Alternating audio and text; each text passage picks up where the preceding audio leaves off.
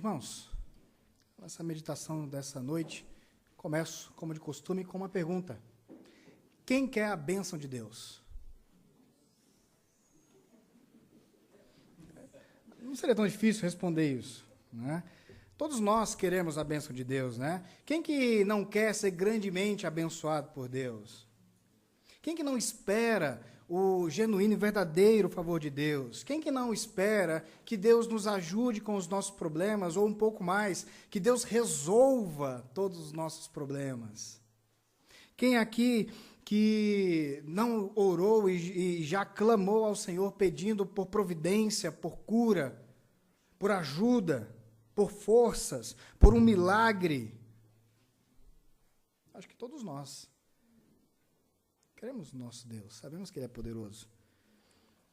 Quem aqui nunca orou pedindo ao Senhor que salve os nossos irmãos, amigos, parentes que estão longe dos caminhos do Senhor e caminham para o inferno?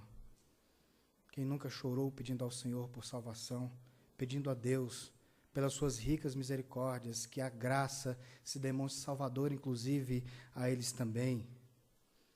Quem de nós já pediu tantos e tantos, e fez e tantas orações a Deus? Todos nós, que somos povo do Senhor, confiamos no poder de Deus, na sua graça, na sua generosidade. Nós sabemos que Deus é poderoso, como diz a palavra do Senhor, que Ele pode fazer infinitamente mais daquilo tudo que pedimos ou pensamos. Nós confiamos no braço forte do Senhor. Nós temos certeza de que temos crido no único Deus vivo e verdadeiro. Ora, essa é a fé do povo de Deus.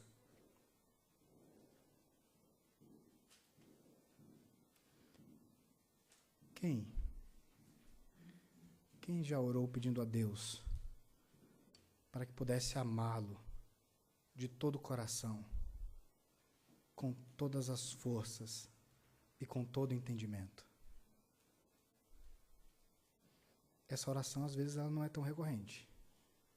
Às vezes, não é uma oração tão comum.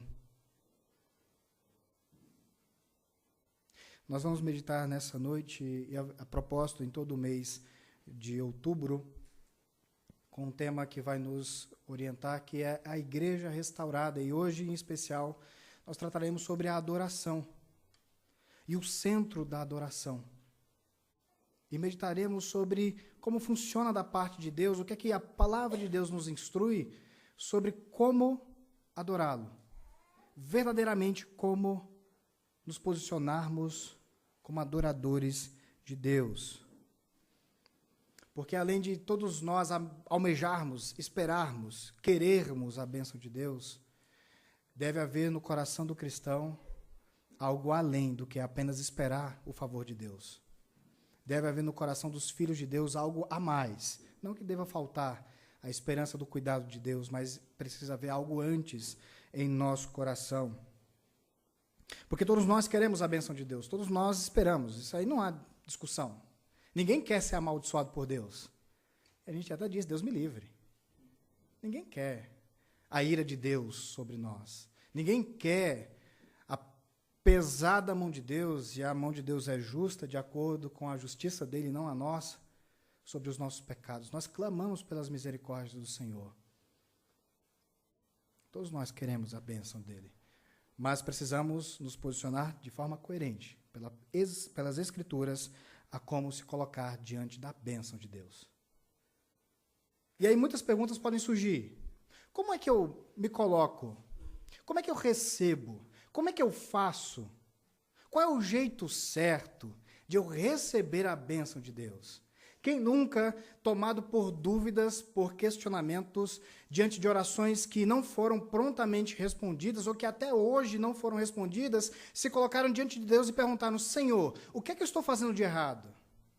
Por que tarda o favor de Deus? Por que tarda a bênção de Deus? Por que Deus não fez ainda? O que é que está faltando eu fazer? O que é que está faltando Deus fazer para que isso seja uma realidade? O que é que eu preciso fazer? E alguns vão dizer: você precisa dar o dízimo e a oferta sem faltar. Você precisa, pelo resto das suas vidas, separar o domingo, a quarta-feira, a quinta ou sexta, dependendo do gel, ou todas as programações da igreja, você precisa estar. Porque aí você vai encontrar, Deus vai te abençoar. Outros vão dizer, não, você precisa ter uma roupa de crente, comer comida de crente, falar palavras de crente, ter um dicionário, um vocabulário de crente. E aí a bênção de Deus vai estar sobre a tua vida. Outros vão além. O que você precisa fazer para ter a bênção de Deus é caridade. É amar o pobre. É ajudar aqueles que precisam. É dar comida para o faminto. Dar alento ao desesperado. Dar solução a quem está com problema. Você precisa ajudar as pessoas. E quando você ajudar as pessoas, certamente, dizem eles, a bênção do Senhor vai ser sobre você, sobre a tua vida, sobre a tua família. Outros, mais calvinistas, vão dizer, você precisa tão somente ler a Bíblia todos os dias. E ter um profundo conhecimento teológico. Porque quando você entender todos os 5 pontos, aí sim, você vai ser grandemente abençoado por Deus. Muitas são as fórmulas. Porque todos nós almejamos e esperamos a bênção de Deus. Mas o que é que está faltando? Há algo muito importante que às vezes nós não percebemos. Vemos o procedimento, mas não percebemos a essência. Nós achamos que muitas coisas são necessárias, mas há uma coisa só necessária.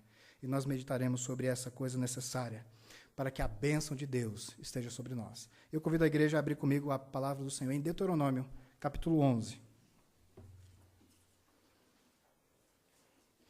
Por causa do nosso horário e para não ultrapassar muito do horário que nós temos definido para o culto, nós não leremos todo o texto de Deuteronômio, capítulo 11, mas começaremos no versículo 1.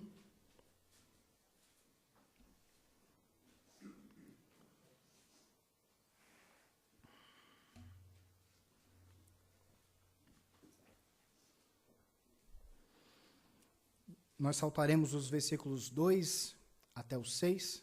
Recomendo que os irmãos em casa separem um momento para reler o texto, acho que seria muito proveitoso. Mas por causa do nosso tempo, nós saltaremos esses versículos e continuaremos a partir do 7. Então, Deuteronômio 11, versículo 1, saltamos, vamos ao 7 e seguimos. Assim nos diz a palavra do Senhor, mesmo assentados, mas com toda reverência, eu convido a igreja a acompanhar.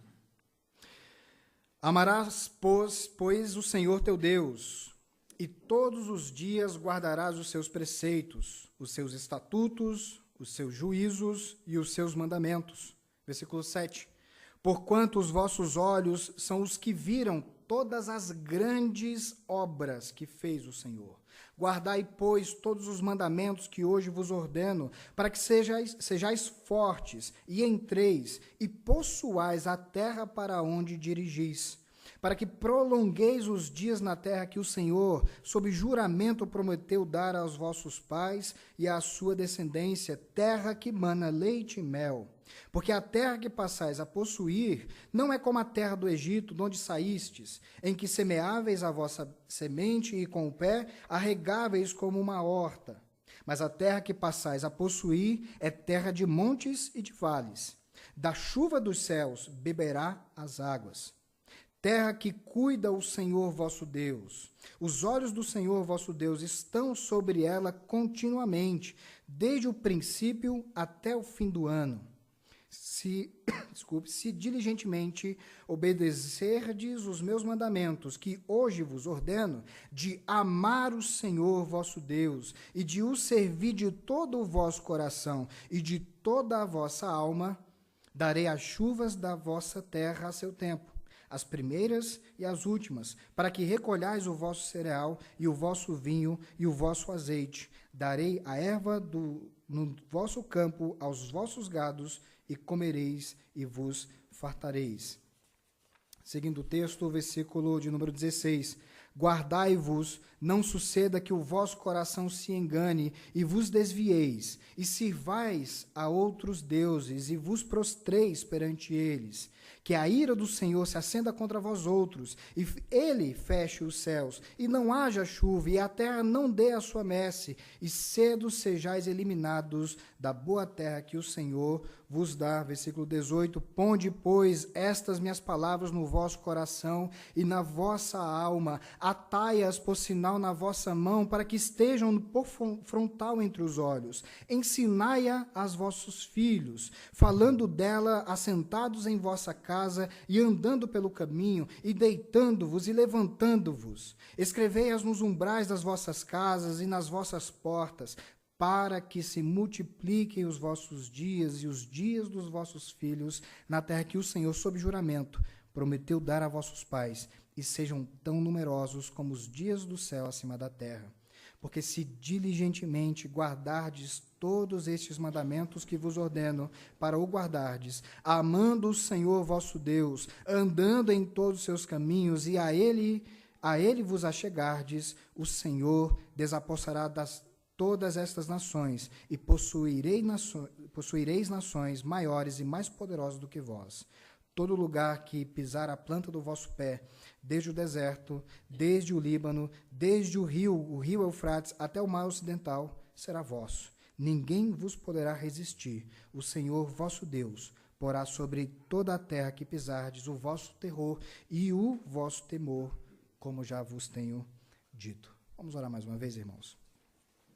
Senhor, poderosa e bendita é a tua palavra, e nós nos curvamos à tua majestade, Senhor, e pedimos ao Senhor orientação para compreender a tua palavra. Tem misericórdia de nós, Senhor, porque somos falhos, somos tão pequenos, mas grande é o Senhor e maior do que nós é o poder do Senhor sobre nossas vidas, que possamos compreender a tua palavra, vivê-la segundo a tua vontade. Nós oramos em nome de Jesus. Amém.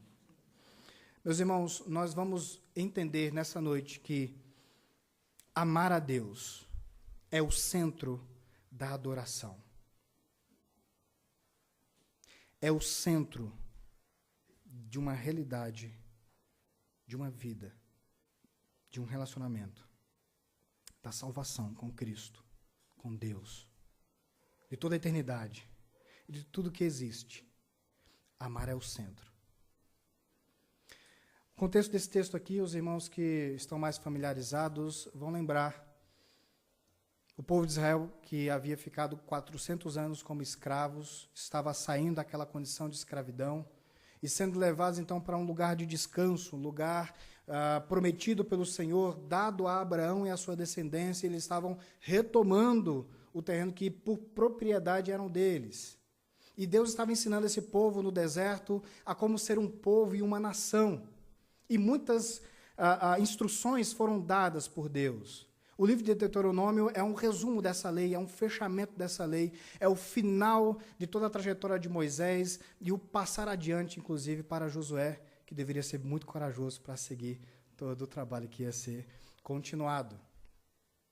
E entre esse resumo, há o primeiro versículo do capítulo 11, que é repetido em muitos lugares dentro do livro de Deuteronômio. O versículo 1 vai nos dizer: amarás, pois, o Senhor teu Deus. Amarás ao Senhor, o teu Deus. Queridos, o amar a Deus era um mandamento. Mas amar a Deus não é uma obrigação. Porque o amar a Deus está uma condição acima da obrigação. E a obrigação no sentido negativo. Ninguém gosta de ser empurrado para fazer as coisas. Eu lembro do meu pai, ou minha mãe devem estar assistindo, é contra mim que eu falo isso, né, mas eu lembro quando eu era adolescente, meus pais, especialmente meu pai, falava: esses meninos, para ajudar, para trabalhar, para comer, é um leão. Para trabalhar, é os empurrão. Né? Ele brincava com a gente não era tanto assim também, né? Não fazer tanto marketing negativo, mas ele falava isso: esse menino para fazer as coisas é sempre, né, empurrando, e para a gente sempre aquele momento, quem nunca, eu tenho certeza que você vai se identificar, quando a gente tem que fazer uma coisa que a gente quer, é muito mais fácil do que fazer uma coisa que a gente não quer. E quando a gente não quer fazer, todas as melhores desculpas de todo um sistema de não querer fazer se desabrocha nas nossas mentes e nós pensamos com toda clareza, eu acho melhor não. Depois eu faço. Né? Não. Quem nunca, né, na obrigação, eu falo talvez com alguns adolescentes aí, na obrigação de lavar a louça, né, eu vou fazer, daqui a pouco eu faço, vai dar tempo, e não dá tempo. A mãe chega aquele desespero, né, o pai chega ao desespero para correr na pia, para fingir, né, que já estava lavando, porque no final das contas o que ele não queria era fazer aquilo, porque ele desejava fazer outra coisa. Sempre que nós temos alguma coisa que não queremos fazer, nós temos os impedimentos do nosso coração, nós deixamos muitas vezes claro com os nossos atos aquilo que não temos coragem de falar com as nossas palavras. O povo de Israel, ele foi reconhecido pelo próprio Deus como um povo de dura cerviz, um povo não ensinável, com um coração difícil, que não se submetia realmente à lei do Senhor. E Deus tratou desse povo. Deus cuidou desse povo de um jeito proporcional à necessidade daquele povo. Aquele povo foi conduzido a um momento de muita dificuldade. Eles foram novamente levados como escravos. E nós, quando estudamos a história do povo de Israel, em especial o povo de Judá, os judeus, nós vamos ver o cuidado que Deus teve com aquela nação. E essa nação aprendeu a amar a lei do Senhor. Esse povo, posteriormente, entendeu o valor da lei do Senhor, que por tantos anos ficou esquecida e desvalorizada. Mas eles incorreram em um outro pecado, que foi o pecado do legalismo. Quando, ao inverso, então, do fugir da obrigação, a obrigação é mais importante do que o próprio Deus. O obedecer ele é mais valioso do que o porquê de se obedecer. Porque, na verdade, o legalismo ele é uma tentativa econômica, né? Mas não com valores, mas de tomar lá da cá. E todo mundo que tem alguma tendência ao legalismo, ele tende a encontrar nas ações algum tipo de resposta ou de valoração das suas próprias ações. Como? Eu obedeço a Deus e Deus então me abençoa. Porque, ai de Deus, dizem eles, né? Não digo eu, ai de Deus, porque vai para a internet, né? Recorta só aquele pedaço, aí fica parecendo que eu estou falando heresia. Dizem eles, ai de Deus não fazer, por quê? Porque eu estou fazendo certo. O legalista, ele tende a dizer que tem os direitos, que Deus precisa fazer. Esses dias eu estava vendo um livro, e o livro tem por título assim, Exija os seus direitos a Deus. E eu olhei assim, claro, a gente observa como é errado, mas eu queria entender o porquê que está errado, de fato, pensar dessa forma. Não somente porque nos colocamos de forma errada em relação a Deus, mas o que está por trás dessa compreensão? E é óbvio que é o legalismo. Por quê? Porque, novamente, quando nós nos colocamos em um coração ou em uma atitude legalista, nós queremos fazer por onde e esperamos por onde também. Nós achamos que os nossos atos têm peso diferente diante de Deus. E se fazemos, Deus precisa fazer também. Se eu faço, Deus também faz. Ora, se Deus é justo, por que Ele não faria? Ora, se Deus é justo, por que Ele não me abençoaria? Se eu estou fazendo exatamente tudo o que Ele quer, se eu faço exatamente tudo o que se espera, se eu vivo uma vida de crente exemplar, ora, é de se esperar que Deus tão somente tenha a decência, dizem eles, de cumprir a sua palavra. E ai de Deus de se tornar mentiroso, dizem eles. Ai de Deus se não fizer o que a sua palavra nos promete. Isso é uma inversão terrível de compreensão. O povo de Israel, em certa medida, se colocou dessa forma. O farisaísmo, no tempo de Jesus, era uma aplicação plena dessa realidade promíscua da bênção de Deus. A ponto de Jesus colocar uma situação e falar sobre um publicano e um fariseu que foram ao templo orar. E o fariseu olha para os céus e diz: Senhor, muito obrigado por não me ter feito pecador como esse publicano. E Jesus fala do publicano que, batendo no peito, dizia: Senhor, tem misericórdia, ser propício a mim, pecador, ser propício a mim. Jesus pergunta, quem, pois, desceu do templo justificado? Foi aquele que reconheceu a sua própria mazela. Não foi aquele que se pautou pelos seus próprios atos de justiça. Então nós vemos que o povo de Israel, com o tempo, ele se perdeu. Ele se desviou do caminho de justiça que Deus propôs. A começar no versículo 1. Amarás o teu Deus. Amar a Deus, de fato, é a condição mínima para que a adoração seja uma realidade em nossas vidas. Tudo parte desse amor.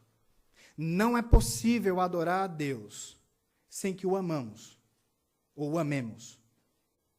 Não é possível adorar a Deus sem que o amor a Deus seja uma realidade. E qualquer tentativa que fuja disso se chama legalismo. Porque eu exijo. Eu comprei, eu fiz por onde. Deus tem que me amar. Tem pessoas que são assim. Tem pessoas que se posicionam dessa forma. Amam as pessoas, entre aspas, fazem coisas pelas pessoas, sempre esperando algo em troca. Sempre tentando fazer uma balança negativa em relação ao outro, porque o outro tem sempre uma sensação de dívida. Eu vou fazer nem porque eu quero, mas eu vou fazer porque eu estou devendo. Isso é um problema. Isso não parte de amor. O amor, ele se doa, ele não se compra. Ora, se alguém tentar comprar o nosso próprio amor, será um traje para cada um de nós. Ao descobrirmos que alguém investiu em nossas vidas tempo, recursos ou qualquer outra coisa, para tentar comprar de nós, conquistar de nós qualquer afeição, para nós seria um pecado terrível, uma injustiça, uma imoralidade. Nós não podemos ver diferente em relação a Deus. Ora, se nós que somos enganáveis nos sentimos assim, quanto mais o Senhor diante de um pecado, que é até comprado como se não fosse pecado. Nós temos que ter atenção e diligência em relação a esse amor. Amar a Deus, então, queridos, é uma disposição muito além do que somente querer o favor de Deus. Amar a Deus é muito além do que só ter a vontade de querer estar com Deus. Sabe, a gente confunde algumas coisas que são tão essenciais. E eu falo de mim mesmo. Sabe, o querer fazer não é o mesmo que fazer. O se dispor a fazer não é mesmo de o fazer propriamente dito. Querer amar a Deus, ter uma vontade no coração de amar a Deus, não é de fato o amar a Deus. E a Bíblia nos instrui claramente como amar a Deus. Amar a Deus não é ter um sentimento positivo sobre Deus. Sabe, eu gosto do conceito de Deus, é um negócio legal. Eu acho que pode ser que sim. Amar a Deus não é isso. Amar a Deus não é somente reconhecer que aquilo que Deus faz é bom. Amar a Deus, primeiramente, é reconhecê-lo como o Criador de todas as coisas. Hebreus 11 vai dizer, aquele que crê em Deus precisa reconhecer que Ele existe. O que é verdadeiro galardoador daqueles que o buscam. Crer que Deus existe, crer que Ele tem todo o poder. Amar a Deus é reconhecer que Ele tem autoridade completa, autoridade magnânima, Ele tem condição plena de ser Ele mesmo Deus. E não há outro além dEle. Amar a Deus é reconhecer que a nossa existência, de forma livre e proposital, foi colocada por Deus. Amar a Deus é reconhecer com alegre disposição que Ele tão somente quer fazer a sua vontade, e a sua vontade sobre nós é boa, perfeita e agradável. Amar a Deus é ter como objetivo de vida um objetivo não alterável, uma condição não mudável em nosso coração, o objetivo de viver inteiramente para o seu agrado, de viver inteiramente para a sua glória. Esse foi o propósito que Deus estabeleceu para o seu povo, essas foram as condições que Deus estabeleceu para que eles pudessem, de fato, amar a Deus.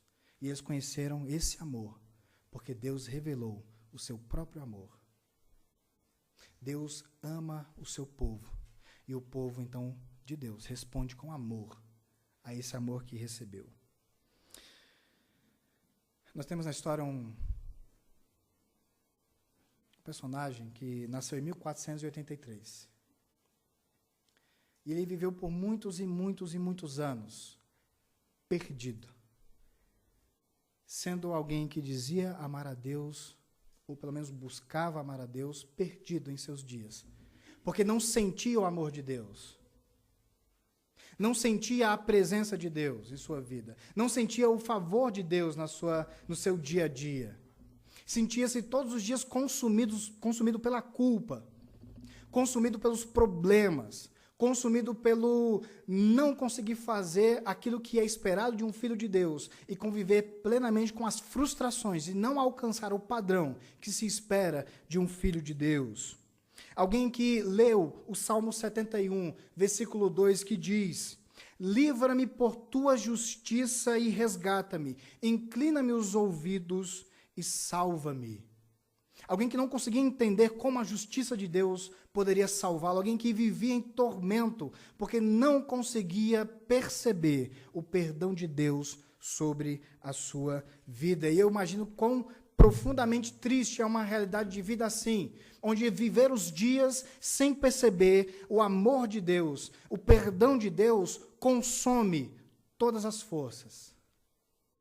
Talvez algum de nós ou já viveu esses dias nessa terrível condição, ou talvez até hoje nós escondemos esse quadro, porque também às vezes se espera que um crente sempre tenha um sorriso em seus lábios e uma palavra de bênção para dizer.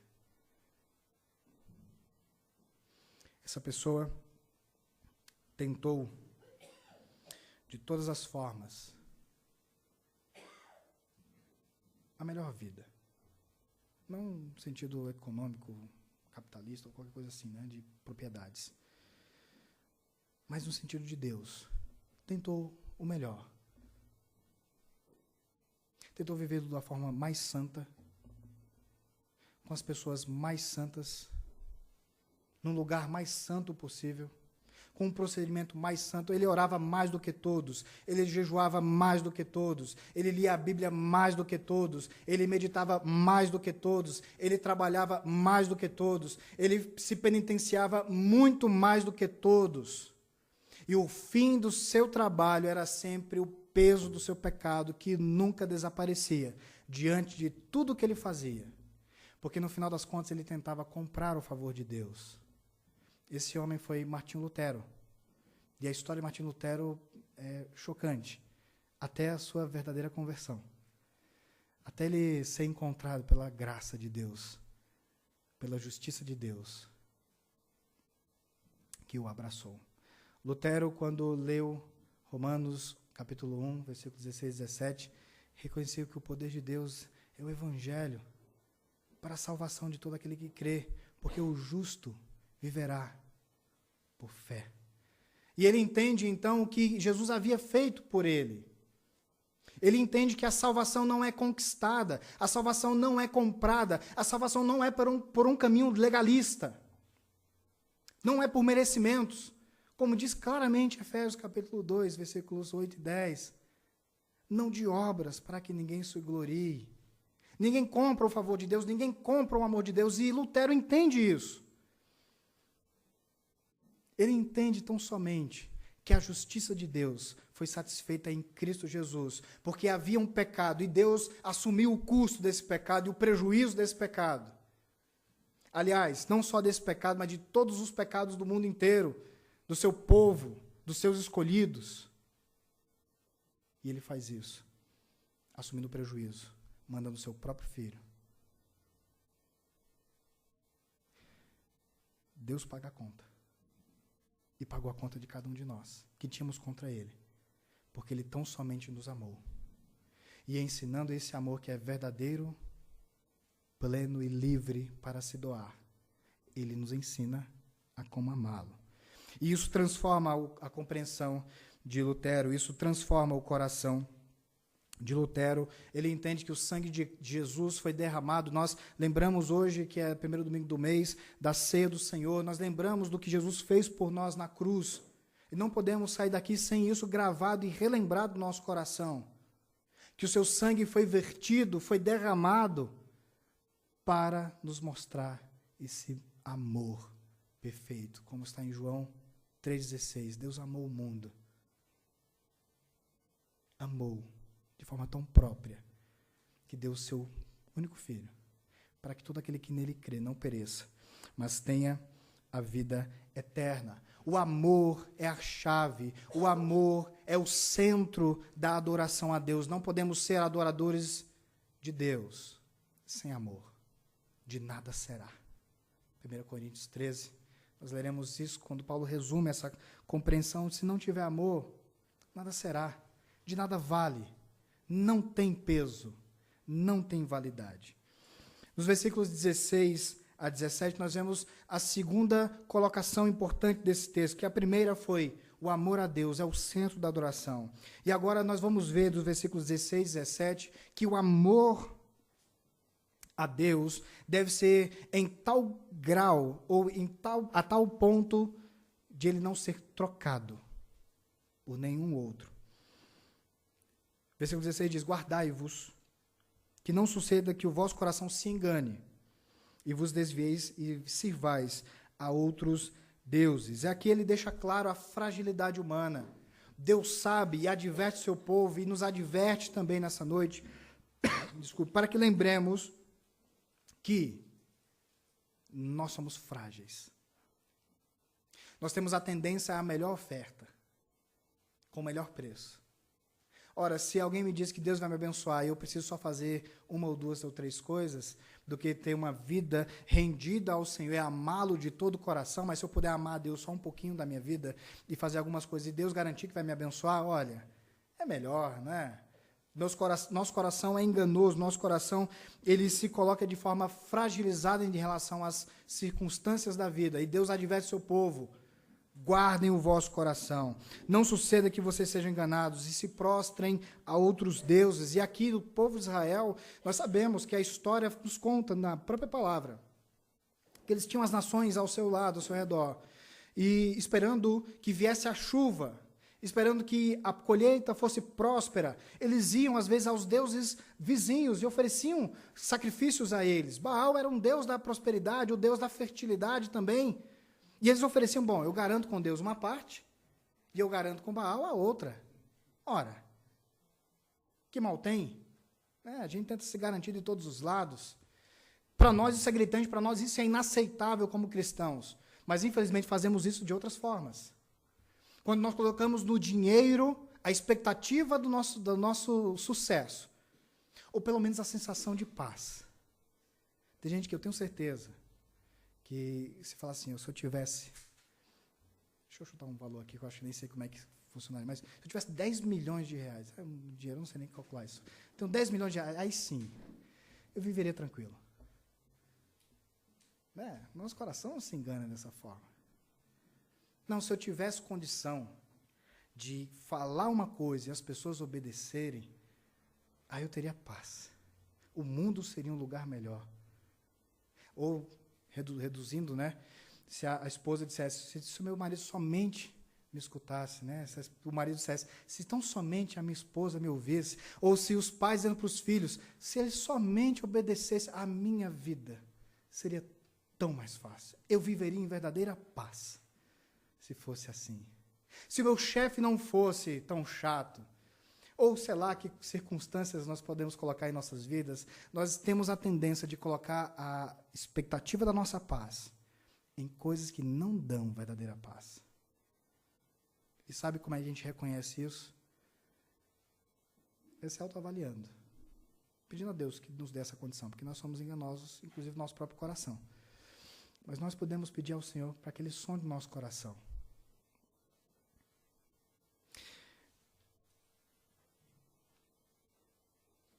Eu não estou dizendo que nós não devemos esperar que a família seja um lugar de harmonia.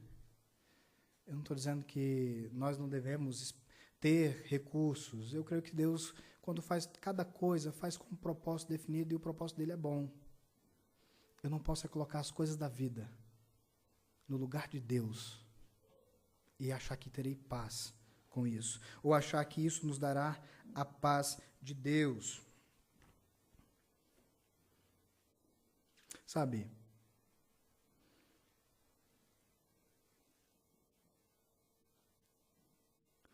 o que você pensa com você mesmo? Tente pensar e lembrar. O que você conseguiria ou não conseguiria melhor? Não conseguiria viver sem? O que se você não tivesse? De fato, você não teria paz no teu coração. Eu vou sugerir algumas coisas que talvez façam você pensar.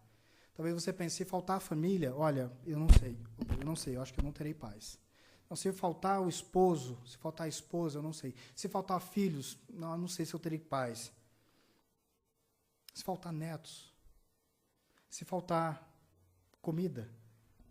Tem gente que faltou comida, tem problema de viver em paz. Se faltar descanso, se faltar saúde, se faltar dinheiro, se faltar certeza sobre uma carreira. Tem gente que se faltar o celular, se faltar a internet, tem crises terríveis. E a gente brinca, mas é de fato, de verdade. Tem gente que sem tecnologia, tem gente que se não tiver uma casa própria, tem gente que se não tiver energia, nossa, quando falta energia, dá aquele blackout ali por 1 hora, já não sabe o que fazer. O que é que as pessoas fazem quando não tem energia? Não tem televisão, não tem internet, não tem liquidificador, não tem geladeira. Como é que as pessoas viviam sem energia elétrica? Sem água encanada? Meu Deus, que grande problema. Não é possível viver em um mundo desse jeito. Graças a Deus que eu nasci no século XX, século XXI. Porque aí sim, né, eu sei o que é viver uma vida digna. Como se o passado, Deus não desse dignidade aos que viveram antes de nós, né? Talvez alguns vão dizer, se eu não tiver um carro do ano, se eu não tiver um aquário, eu falo mais por mim, né? Se eu não tivesse um aquário, se eu não tiver um ambiente limpo, se eu não tiver amigos, se eu não tiver uma igreja para congregar, se as pessoas não me honrarem, eu não tiver honra, eu não posso viver nesse mundo. Isso me tiraria a paz. Claro, estou dando vários exemplos de situações que podem vir ao nosso coração. Mas nós devemos lembrar que a única e verdadeira paz é dada pelo Senhor. É amar a Deus que provê a verdadeira paz. A minha paz vos dou, não vou-la dou como o mundo dá. As palavras de Jesus. A paz de Deus é diferente da paz do mundo. A paz do mundo, além de passageira, ela é comprável. E quando não comprável, é inalcançável. Mas a paz de Deus não. Ela é dada com graça. E mesmo que nós vivamos na ausência, inclusive, de todos estes itens, a paz de Deus não é furtada do nosso coração, quando ela é dada por Deus. Mas essa paz só pode ser vivenciada se nós o amamos, se nós, de fato, temos o Senhor Deus como o Deus da nossa vida. Por fim, e terminando a nossa pregação, dos versículos 18 a 25, nós vamos ver que amar a Deus é andar em todos os seus caminhos. Não é possível amar a Deus sem obedecer a sua palavra. Não é possível dizer amo ao Senhor e obedece ou vive como contrário ao Senhor. Jesus vai dizer, os meus mandamentos não são pesados. E aqueles que obedecem os meus mandamentos, esse é o que me ama. Nós demonstramos, nós não compramos, nós respondemos ao amor de Deus com amor, obedecendo.